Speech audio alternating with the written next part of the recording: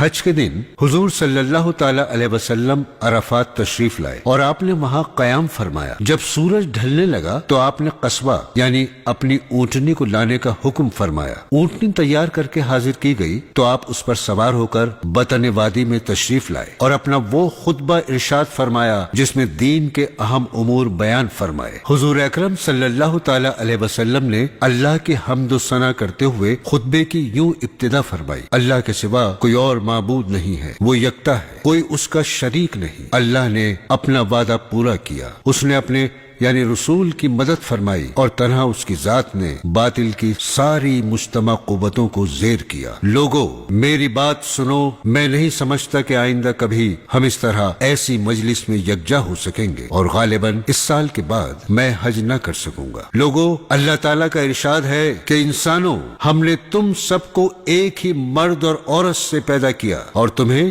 جماعتوں اور قبیلوں میں بانٹ دیا کہ تم الگ الگ پہچانے جا سکو۔ تم میں زیادہ عزت و کرامت والا اللہ کی نظروں میں وہی ہے جو اللہ سے زیادہ ڈرنے والا ہے۔ چنانچہ اس آیت کی روشنی میں نہ کسی عرب کو عجمی پر کوئی فوقیت حاصل ہے، نہ کسی عجمی کو کسی عرب پر، نہ کالا گورے سے افضل ہے، نہ گورا کالے سے۔ ہاں، فضیلت اور بزرگی کا کوئی معیار ہے تو وہ ہے تقوی۔ انسان سارے ہی آدم کی اولاد ہیں اور آدم کی حقیقت اس کے سوا کیا ہے کہ وہ مٹی سے بنائے گئے۔ اب فضیلت و برتری کے سارے دعوے، خون و مال کے سارے مطالبے اور سارے انتظام میرے پاؤں تلے روندے جا چکے ہیں۔ بس بیت اللہ کی تولیت اور حاجیوں کو پانی پلانے کی خدمات علی حال ہی باقی رہیں گی۔ پھر آپ صلی اللہ تعالی علیہ وسلم نے ارشاد فرمایا: قریش کے لوگوں، ایسا نہ ہو کہ خدا کے حضور تم اس طرح آؤ کہ تمہاری گردنوں پر تو دنیا کا بوجھ لدا ہو اور دوسرے لوگ سامان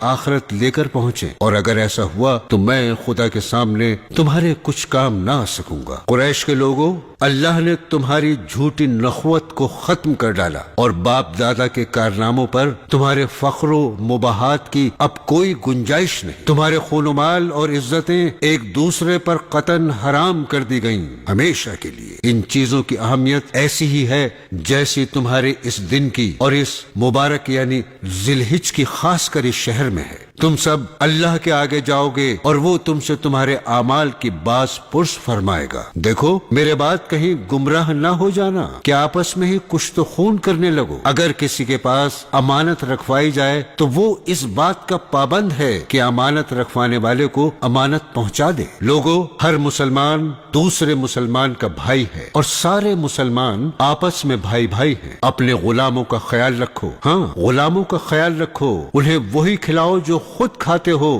ویسے ہی پہناؤ جیسا تم پہنتے ہو۔ دور جاہلیت کا سب کچھ میں نے اپنے پیروں سے روند دیا۔ زمانہ جاہلیت کے خون کے سارے انتقام اب کل عدم ہے۔ پہلا انتقام جسے میں کل عدم قرار دیتا ہوں میرے اپنے خاندان کا ہے۔ ربیعہ بن حارث کے دودھ پیتے بیٹے کا خون جسے بنو حذیل نے مار ڈالا تھا اب میں معاف کرتا ہوں۔ دور جاہلیت کا سود اب کوئی حیثیت نہیں رکھتا۔ پہلا سود جسے میں چھوڑتا ہوں عباس بن مطلب کے خاندان کا سود ہے، اب یہ ختم ہو گیا۔ لوگوں، اللہ نے ہر حقدار کو اس کا حق خود دے دیا۔ اب کوئی کسی وارث کے حق کے لیے وصیت نہ کرے۔ بچہ اسی کی طرف منسوب کیا جائے گا جس کے بستر پر وہ پیدا ہوا۔ جس پر حرام کاری ثابت ہو اس کی سزا پتھر ہے۔ حساب و کتاب اللہ کے یہاں ہوگا۔ جو کوئی اپنا نسب بدلے گا یا کوئی غلام اپنے آقا کے مقابلے میں کسی اور کو اپنا آقا ظاہر کرے گا اس پر اللہ کی لعنت۔ قرض قابل ادائیگی ہے، قرض لی ہوئی چیز واپس کرنی چاہیے، تحفے کا بدلہ دینا چاہیے، اور جو کوئی کسی کا ضامن ہے وہ تاوان ادا کرے۔ کسی کے لیے یہ جائز نہیں کہ وہ اپنے بھائی سے کچھ لے سوائے اس کے جس پر اس کا بھائی راضی ہو اور خوشی خوشی دے۔ خود پر اور ایک دوسرے پر زیادتی نہ کرو۔ عورت کے لیے یہ جائز نہیں کہ وہ اپنے شوہر کا مال اس کے بغیر اجازت کسی کو دے۔ دیکھو تمہارے اوپر تمہاری عورتوں کے کچھ حقوق ہیں، اسی طرح ان پر تمہارے حقوق واجب ہیں۔ عورتوں پر تمہارا یہ حق ہے کہ وہ اپنے پاس کسی ایسے شخص کو نہ بلائیں جسے تم پسند نہیں کرتے، اور وہ کوئی خیانت نہ کریں، کوئی کام کھلی بے حیائی کا نہ کریں، اور اگر وہ ایسا کریں تو اللہ کی جانب سے اس کی اجازت ہے کہ تم انہیں معمولی جسمانی سزا دو، اور وہ باز آ جائیں تو انہیں اچھی طرح کھلاؤ پہناؤ عورتوں سے بہتر سلوک کرو کیونکہ وہ تمہاری پابند ہیں اور خود اپنے لیے وہ کچھ نہیں کر سکتی، چنانچہ ان کے بارے میں اللہ کا لحاظ رکھو کہ تم نے انہیں اللہ کے نام پر حاصل کیا اور اسی کے نام پر وہ تمہارے لیے حلال ہوئی۔ لوگو میری بات سمجھ لو، میں نے حق تبلیغ ادا کر دیا،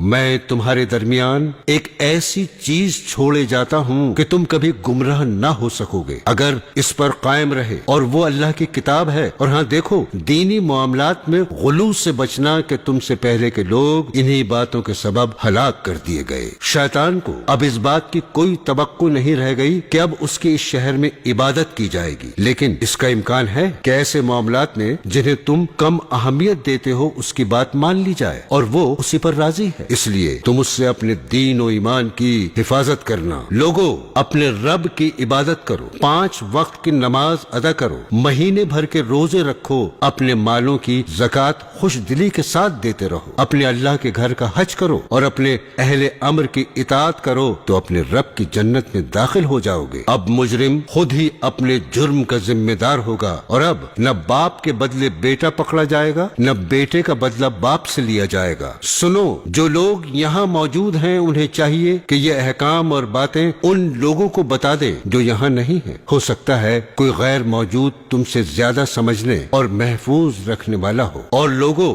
تم سے میرے بارے میں اللہ کے ہاں سوال کیا جائے گا، بتاؤ تم کیا جواب دو گے؟ لوگوں نے جواب دیا کہ ہم اس بات کی شہادت دیں گے کہ آپ صلی اللہ علیہ وسلم نے امانت دین پہنچا دی اور آپ صلی اللہ تعالی علیہ وسلم نے حق رسالت ادا فرما دیا اور ہماری خیر خواہی فرمائی۔ یہ سن کر حضور اکرم صلی اللہ تعالی علیہ وسلم نے اپنی انگشت شہادت آسمان کی جانب اٹھائی اور لوگوں کی جانب اشارہ کرتے ہوئے 3 مرتبہ ارشاد فرمایا، اللہ گواہ رہنا، اللہ گواہ رہنا، اللہ گواہ رہنا۔ برادران اسلام، حضور اکرم صلی اللہ تعالی علیہ وسلم کا یہ آخری خطبہ جسے آپ نے اپنے آخری حج مبارک کے موقع پر فرمایا تھا، محض ایک تقریر نہیں بلکہ لازوال انسانی منشور ہے۔